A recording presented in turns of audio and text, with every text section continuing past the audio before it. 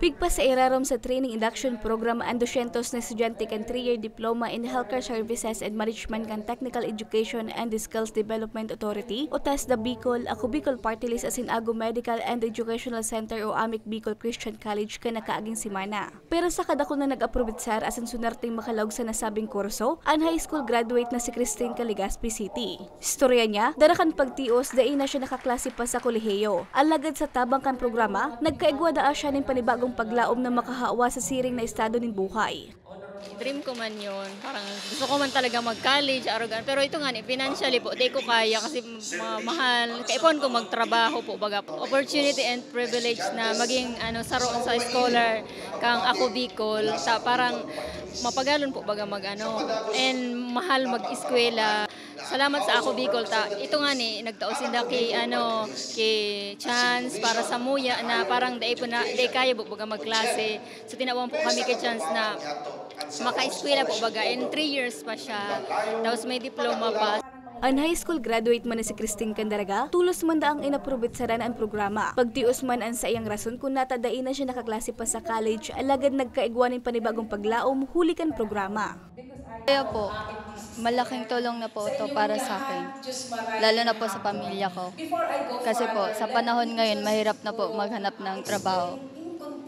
Mahirap po makapasok sa trabaho pag wala pong natapos. Ini ang pinaka-enot na TESDA program na binuksan sa AMIC BCCM. Sigun kay Dr. Angelita Ago, ang pamayukan ng institusyon, dahil dapat sayangon kan mga benepisyaryo ang mga pagkakataon na makatapos ng pag-aadal, urug pa tabintahin pagkakaigwa ng tinapusan.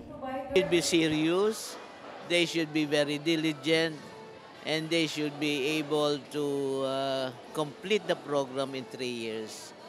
Kasi malaking magiging tulong.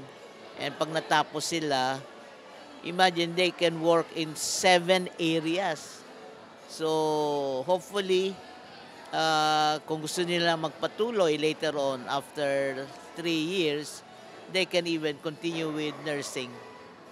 Sa irarom kang programa, libre ang pagklase kan mga benepisyaryo. Apisar ka ini, igwaman sindang ma-receiving book allowance, libreng uniform asin 9,000 pesos na training support fund kada semestre.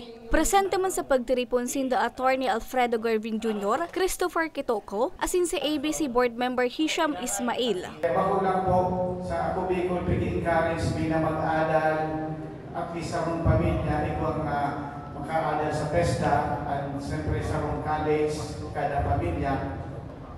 Dahil nainindi po, kurang ka-importansya na pag hindi po naglobo na daing mga nag-aral, mas takot po ang problema ng gobyerno dahil jobless na, may bago pa qualified.